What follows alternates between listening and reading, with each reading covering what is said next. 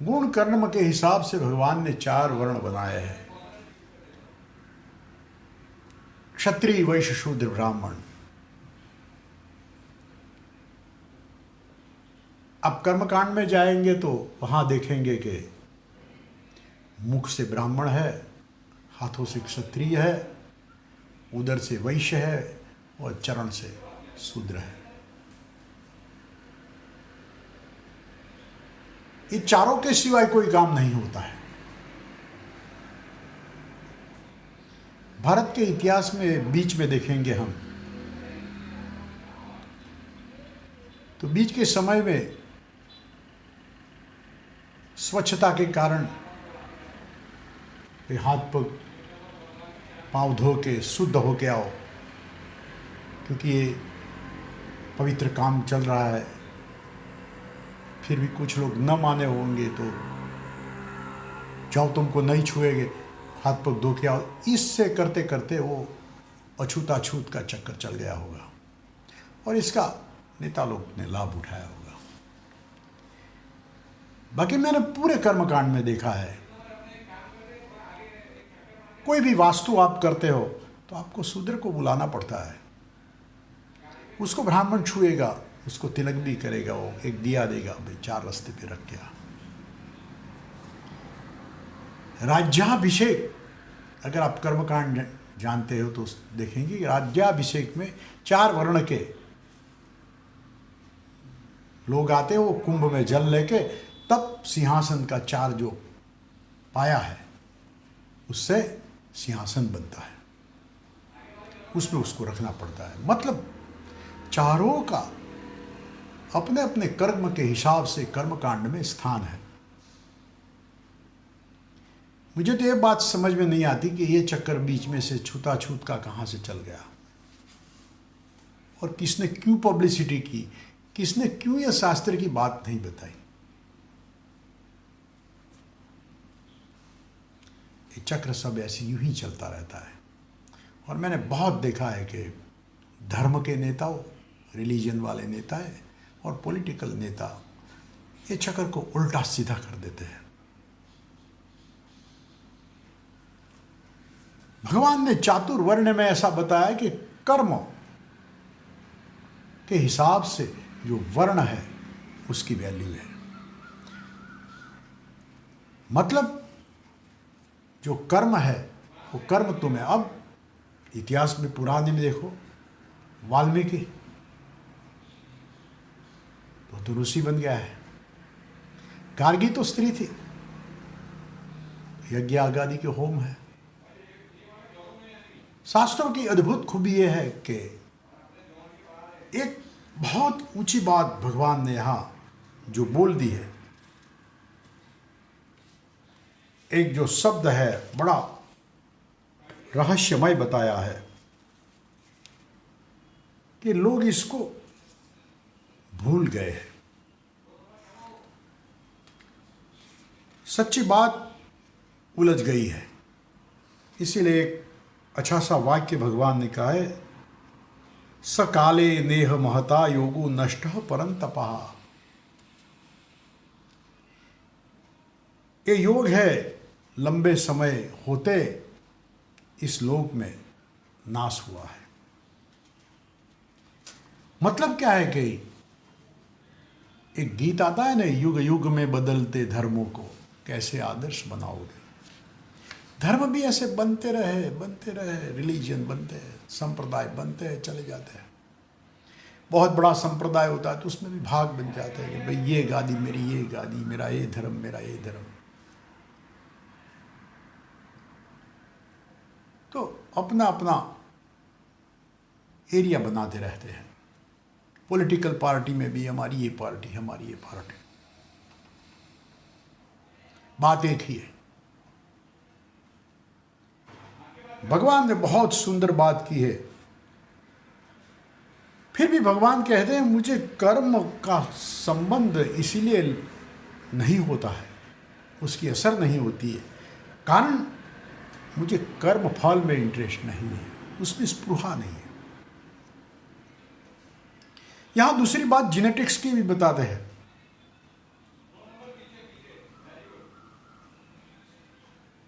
बताई ये है कि तेरे बुजुर्गों ने जो किया है वही काम तुझको करना भी पड़ेगा। बहुत सिंपल है। बंदर का बच्चा बहुत इजीली जंप लगा सकता है क्योंकि उसको जेनेटिकली आदत आ जाती है। हाथी का बच्चा अपने आप मोटा होता है, चित्ता दौड़ता है, हिरण दौड़ता है।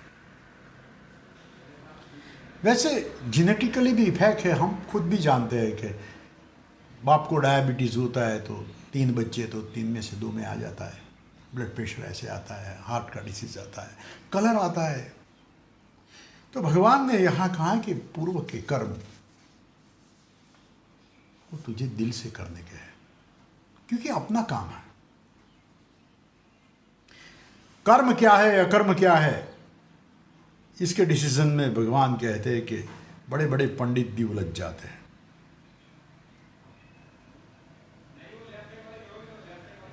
तो एक सिंपल चीज बताने में आती है कि जो कर्म है उसको जो भार लग जाता है ना, बोलते हैं कि कर्म से मैं थक गया हूं, लेकिन जैसे मैंने वो बताया ना कि एक संगीतकार का अभ्यासी है, संगीत में खो गया है, तो उसको कर्म का टेंशन नहीं रहता है। माँ कितनी भी थक गई भी बच्चे को खिलाने में, उसको ऐसा नहीं कि मैं थक गई, नहीं, बच्चा है ना, काम करना है। इसीलिए हम भी अगर हमारा जो कर्म है वो दिल से करते हैं तो हमको कर्म करने में आनंद आता है, हम खो जाते हैं। जब कर्म बोझ लगता है तो कर्म कर्म नहीं है। तो ये जो अंदर ज्वाइंट करने में आता है ना, विकर्म, विशिष्ट कर्म, विशेष कर्म, यानी ये काम है, दिस इज फॉर यू। हम कुछ अपनों के लिए चीज बनाते हैं तो इसमें एक आनंद, मैंने खास तेरे लिए बनाई, दिस इज फॉर यू। तो बनाने में तकलीफ नहीं होती, उसमें खो जाता है। इंसान काम में इतना खो जाता है, साइंटिस्ट खो जाता है, काम करता रहता है, करता रहता है, करता रहता है।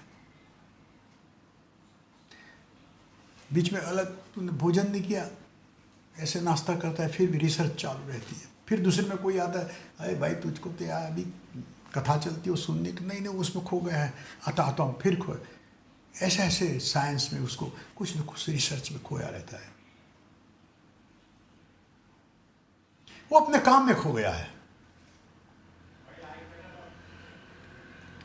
इतना खो गया, इतना खोया गया है, तो फिर घर में पूछते, अरे भाई तुझको खुद को इसका टेंशन है, थकान बकान होती है कि नहीं? बोले नहीं अभी कर, इतना काम में थक जाते हैं, यूँ सो भी जाता है अपने आप ब्रेन। जैसे जगह फिर याद आता है, वो इसको मल्टीप्लाई किया था, फिर इसमें खो जाता है।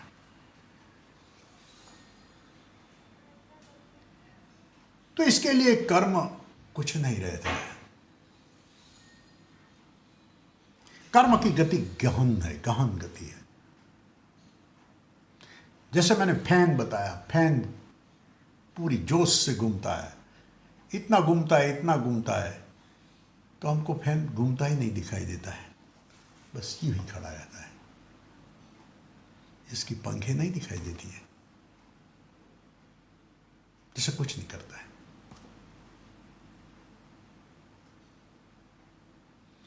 ओ भमरड़ा आता है इसे घुमाने का, बच्चे खेलते हैं ना, तो यूं जोर से घूम, तो जो घूमता है ऐसे स्थिर हो जाता है, जैसे खड़ा है, खड़ा नहीं, बहुत काम कर रहा है, घूम रहा है, बहुत घूम रहा है, इतना घूमता है को हमको स्थिर दिखाई देता है।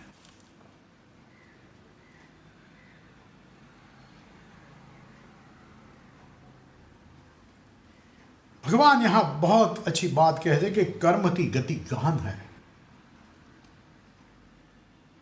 कर्म में अकर्म और अकर्म में कर्म जो देखता है वही मनुष्य बुद्धिमान है। अब यहां एक अद्भुत बात बताइए कि अकर्म में कर्म, जैसे मैंने बताया ना, बहुत घूमता हुआ जो वो भमरड़ा जिसको बोलते घूम घूम घूम घूम करता है, वो कुछ नहीं करते दिखाई देता है, ऐसा लगता है स्थिर है। तो कर्म में वो स्थिर दिखाई देता है, कर्म होते हुए भी कुछ नहीं करता ऐसा दिखाई देता है, लेकिन बहुत काम कर रहा है, बहुत कर रहा है, बहुत फुल स्पीड से घूम रहा है। तो कर्म में अकर्म को हमें देखना है। वही योगी है और सर्व कर्म करने वाला है, जिसके सर्व कर्म आरंभ कामनाओं और संकल्पों के सिवाय होता है, उसका जो कर्म है वो जैसे ज्ञान हुआ ना, ये ज्ञान रूपी अग्नि में जल गए हैं, उसको ज्ञानी लोग पंडित कहते हैं।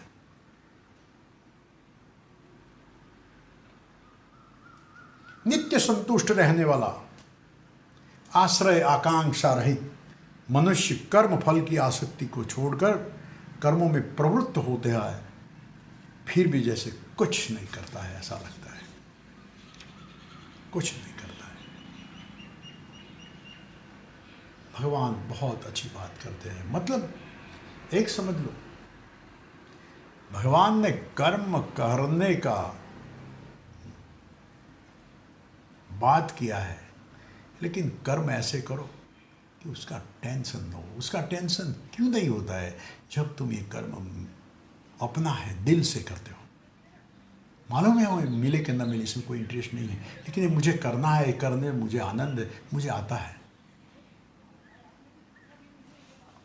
फूल की माला ऐसे पिरोते हैं, ऐसे ऐसे माला पिरोते जाते हैं, ये सही माला बनती रहती है और गीत भी गाते रहते हैं।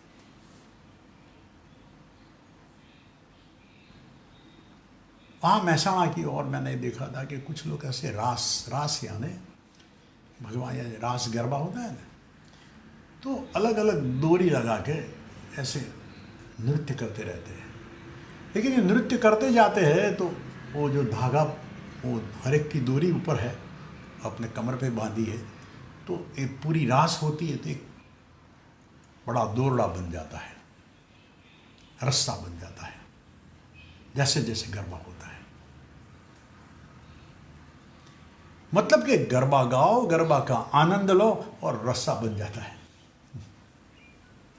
एक ने बहुत अच्छा आइडिया किया था कि भाई मॉर्निंग वॉक में सब गार्डन में चल रहे हैं, तो ऐसा कुछ जमीन के नीचे रखो तो ऐसे चक्कर घूमता रहे, तो लोग घूमते रहे, बिजली उत्पन्न हो जाए।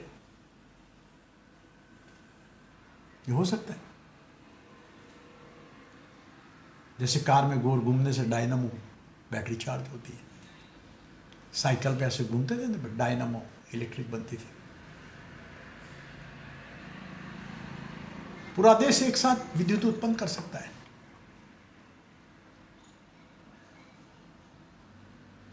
अगर वो बड़ा रस्सा बना सकते हैं गरबा करके, तो ये क्यों नहीं हो सकता है?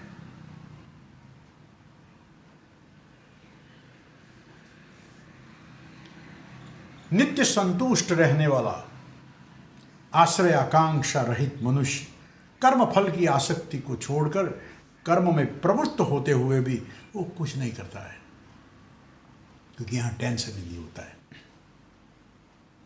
जो आशा रहित है, मन और शरीर को वश में रखने वाला है, जिसने सब परिग्रह छोड़ दिया है, वो शरीर मात्र से काम करता है, लेकिन पाप से वो लिपटा नहीं है। और तुकाराम की बात है कि वो जो मैंने कुछ पढ़ी थी, तुकाराम है कौन है मालूम नहीं, लेकिन वो जो है एक कसाई मांस काटता है, लेकिन वो चिंता करता है कि भाई आज इतना मांस बिक जाएगा तो मैं बच्चों के लिए चौपड़ी लाऊंगा, बच्चों को पढ़ाऊंगा, ये करूंगा, इसलिए काटता है। तो पूछा गया है भाई, ये तो इसको तो क्यों हेल्प करता है? नहीं कि ये जो कर रहा है कि इसके पीछे इसकी भावना, ये चीज़ अलग है, लेकिन ये इसकी भावना बड़ी ऊंची है। किसी को मार दे वो खून होता है, लेकिन ये लश्कर का सेना सिपाही है, वो देश के लिए लड़ता है, मैं उसको नहीं घुसने दूंगा, मैं मार डालूंगा। वो मारता है, लश्कर का सिपाही लड़ता है, सामने वाले को मार डालता है, 4 सिपाही मार डालता है सामने वाले के, तो उसको एक बिरुद मिलता है, अवार्ड मिलता है। वैसे देखने जाओ तो मर्डर किया है उसने, लेकिन उसकी भावना जो है, वो भावना की यहां वैल्यू हो जाती है। मतलब सवाल यहां भगवान बहुत अच्छी बात की है कि कर्म के पीछे आपकी क्या भावना है। भाव अंदर हो जाते हैं तो कर्म में, विशेष कर्म, विकर्म, तो ये अकर्म बन जाता है।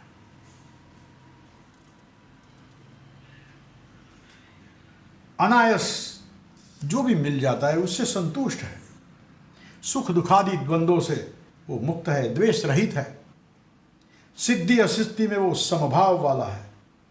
वो कैसे कर्म से वो उसको बंधन आ जाएगा। संग रहित, मुक्त, ज्ञान में स्थिर चित्त वाला, यज्ञ के लिए कर्म करने वाला जो है वो समग्र कर्म का नाश होता है। मतलब ये बहुत अच्छी क्रिया बताई है भगवान ने। यहां जो कर्म की गति बताई है अद्भुत है। ब्रह्मार्पणम ब्रह्म हवि ब्रह्माग्नो, यहां कहते कि अर्पण रूप क्रिया ब्रह्म है। अंदर जो होम आहुति देते हैं वो पदार्थ भी ब्रह्म है।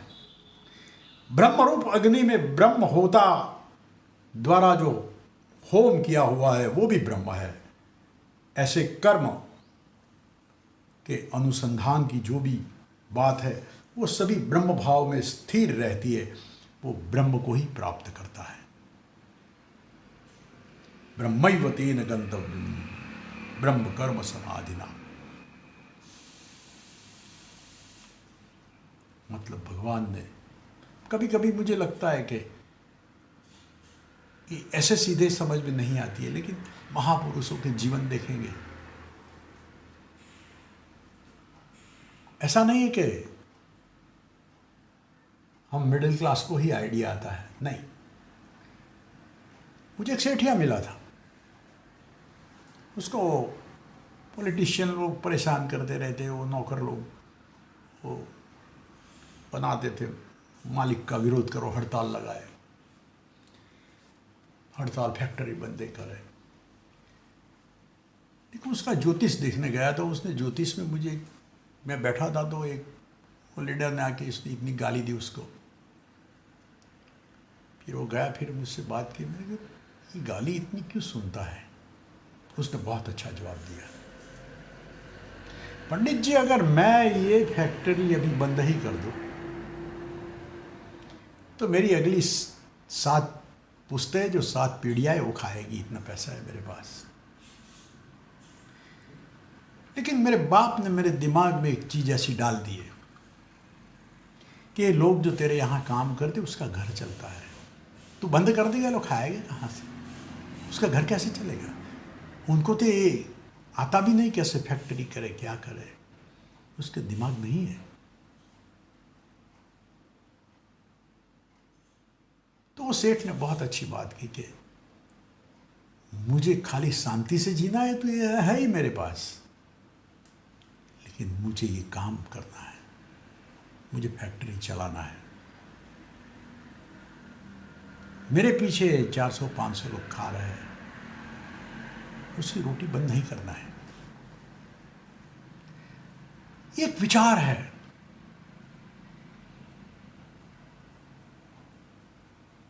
जिसको ये विचार होता है ना, जिसका ये संकल्प होता है ना, जो काम में खो जाता है, उसको कर्म का बोझ नहीं है। भले पे वो कितनी भी गाली दे, गाली देना तो आसान है, कमेंट करना भी आसान है। कुछ पत्रकार इधर उधर ये नेता ऐसा है ना बोलते हैं ना, तुम बैठो वहां जाकर फिर देखो चलते हैं लोगों। कमाल की चीज़ मैंने पहले एक बार बताई, मंथरा होती है, वो धोबी होता है, सकमनी होता है, उसको सुनने वाले भी लोग हैं। उसको समझते हैं होशियार है, ऐसे समझ, वो भी चक्कर चलता रहता है। मैं बार बार यही बात कहता हूं, मतलब क्या है कि जो कर्म में ऐसे खो जाता है उसको कर्म का बोझ नहीं है।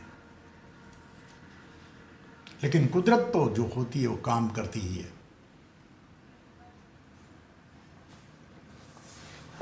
एक साधु की बात है। एक साधु था, उसका स्वभाव था कि जीव को बचाना, तो एक नाली में बिच्छू था, तो नाली में बिच्छू ऐसे डूबता था। अब समझ लो कि बिच्छू तो खराब है ही। वो साधु ने अंदर हाथ डाल के बिच्छू को ऐसे बचाने के लिए तो हाथ पे डंक मारा, डंक, तब बिच्छू छूट गया, फिर से नाली में गिरा। उसको बड़ी वेदना हुई। अब कुछ लोग मुझे पूछते हैं कि भाई ये अच्छे आदमी को ऐसा क्यों हुआ? इसकी चिंता मत करो, इसका जो काम है वो कुदरत कर रही है, अपने हिसाब से कर रही है। फिर भी जो अंदर डालता है हाथ, फिर बचाने जाता है, तो फिर से वो बिच्छू डंक लगाता है, उसको बड़ी वेदना होती है, बिच्छू छूट जाता है, फिर नाली में गिरता है, डूबने लगता है। तो फिर उसका हाथ धीरे धीरे धीरे करके इतना जूठा हो जाता है, फिर भी कोशिश करता है, फिर बचाता है, फिर डंक लगाता है, तो पूरा हाथ जूठा हो जाता है, वो हाथ से बचा ही नहीं सकता और बिच्छू पानी में डूब जाता है।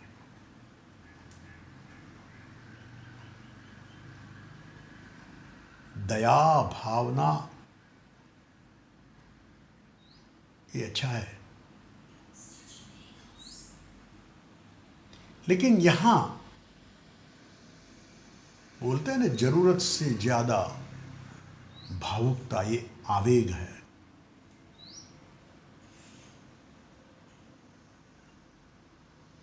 साधु को ही तकलीफ हुई, बिच्छू तो उसको तो शिक्षा होने ही वाली थी, वो मर गए।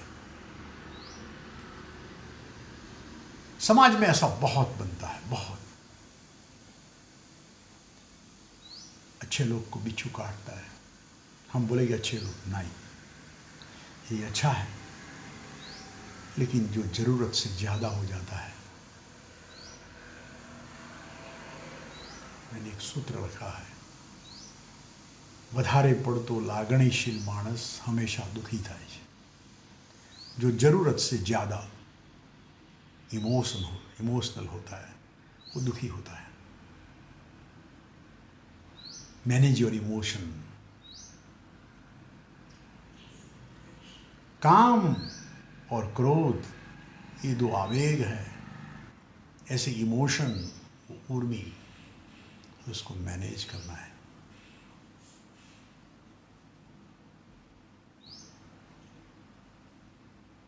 जो मैनेजमेंट नहीं हो वहां तकलीफ है। इसीलिए मैं बार बार गीता की ये जबरदस्त चीज बताता हूं, कर्म तो करना ही है, लेकिन कर्म कैसे करना है ये भगवान ने बहुत उत्तम तरीके से बताया है। गीता में कर्म नहीं करने की बात नहीं, लेकिन कर्म और ज्ञान दोनों को अच्छी तरह भगवान ने दर्श बताया है। नहीं ज्ञानेन सदसम पवित्रमिह मुच्यते। ज्ञान भी महान है, कर्म भी महान है। एक मजदूर भी महान है, एक बड़ा सेठिया भी महान है। मजदूर में वो बड़ा बक्सा उठा के ऊपर रखने की ताकत है, लेकिन पैसा कमाने नहीं आता है। लेकिन बक्सा की जब जब जरूर पड़ेगी तब मजदूर की वैल्यू है। पैसा कमाने वाला पैसा आराम से कमा सकता है, क्योंकि उसको उसकी टेक्निक है, लेकिन बक्सा नहीं उठा सकता है। उसको हेल्थ के लिए ध्यान देना पड़ता है, तंदुरुस्ती बनानी पड़ती है, व्यायाम करना पड़ता है।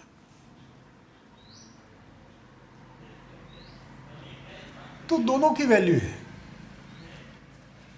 हमने ब्राह्मण की वैल्यू की, वैश्य की वैल्यू की, शूद्र की वैल्यू की, क्षत्रिय की वैल्यू की। इसीलिए मैं मेरे कर्मकांड मेरे शास्त्र को मैं वंदन करता हूँ। जो नासमझ है, जो समझते नहीं है, बस यूं ही गाली देते जाते हैं, उस पर मुझे नफरत नहीं होती है। उनके अज्ञान के प्रति ऐसा लगता है कि इन लोगों को ज्ञान की जरूरत है। होगा, वो भी आएगा। अस्तु।